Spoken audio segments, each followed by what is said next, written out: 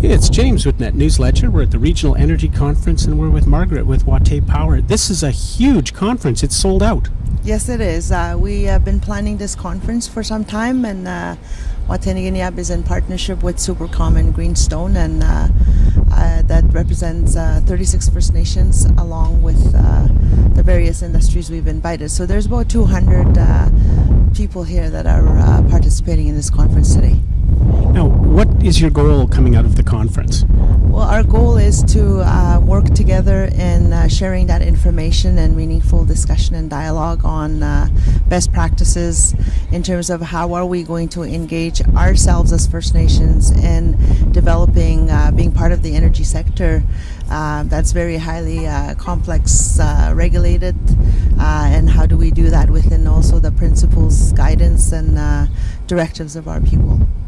Now, one of the things that's been discussed here is making sure that the economic development benefits the communities as well. How is Watay Power working on that? We have a lot of avenues that we're looking to work on that. One of the directives we've received by our leadership is part of that decision-making process, and part of that involvement includes participation and meaningful involvement. So what does that mean? It means, how are we going to ensure that the benefits derived from this project is such that that we are able to put that within the EPC contracting that's coming up, within the practices that we're delivering as the entities have been created. What is that training and employment, and what are those meaningful benefits by way of through contracting services? So we're developing we've done a number of things. One we've done is that we've done a community readiness project that will hopefully identify areas and expectations from our First Nations of what those needs are. At the same time, what do they have, and how are we going to build that capacity?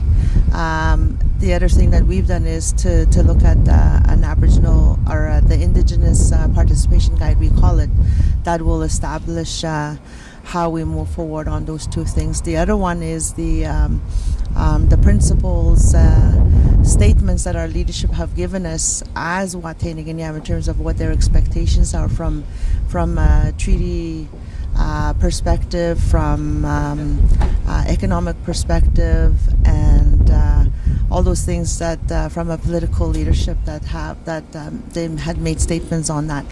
So we are working on training plans. We are also have launched a training initiative that will be carried out, and that's part of the exercise to begin to build that capacity.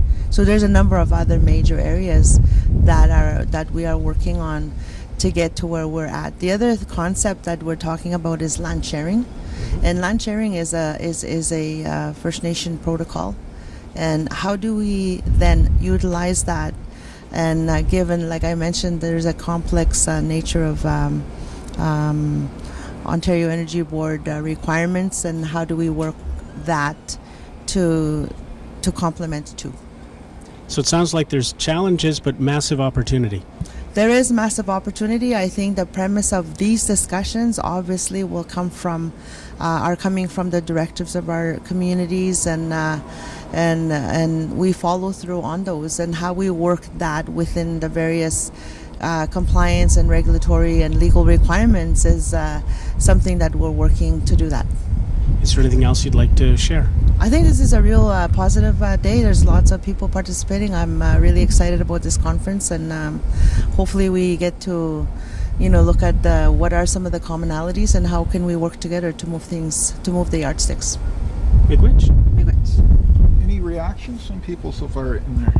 Working very hard to make sure that doesn't happen, because I think about this project as opportunities for people and to make change within the communities, and hopefully for the better, not for worse, and how do we enable that by bringing that capacity in that's required in all aspects, not only just energy-wise, but even amongst our own people, giving that opportunity and building that up.